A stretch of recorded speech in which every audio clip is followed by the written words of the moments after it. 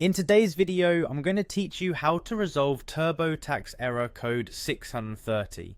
This particular error can be frustrating and might interrupt your filing process, but not to worry, I'll walk you through the process step by step, ensuring you can tackle this issue smoothly.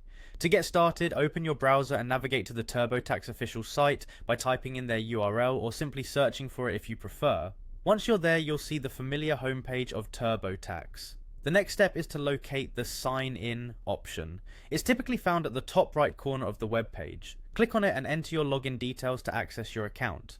Now that you're logged in, you should find yourself in the Turbotax home section. This is the main hub where you can manage your tax filing information, and it's an essential area for resolving this particular error. Look for a section labeled My Info. Clicking on My Info takes you to another page where you'll see all the personal information that Turbotax currently has recorded for you. Pay attention here because it will help identify where the error might be originating from. After accessing the My Info section, navigate to the Your Info section.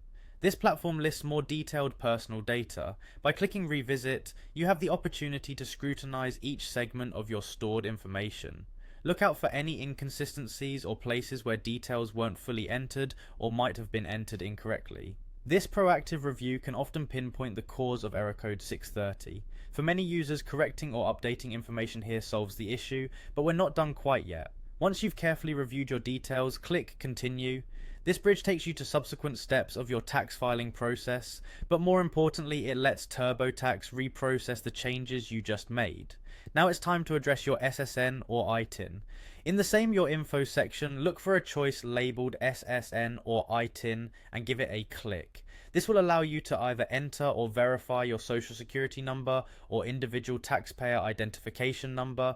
Ensuring the accuracy of these numbers is vital. Double check them digit by digit to guard against common mistakes. This meticulous examination is often key to resolving error code 630, which can sometimes be triggered by a minor input error. With your corrections made and everything verified, take a moment to recheck your entries, which will pave the way for a smoother tax filing experience. Hopefully, following these steps has put you back on track. Remember, encountering an error isn't uncommon, and it's simply part of the broader tax filing process. Thanks for tuning in, and good luck with your tax filing.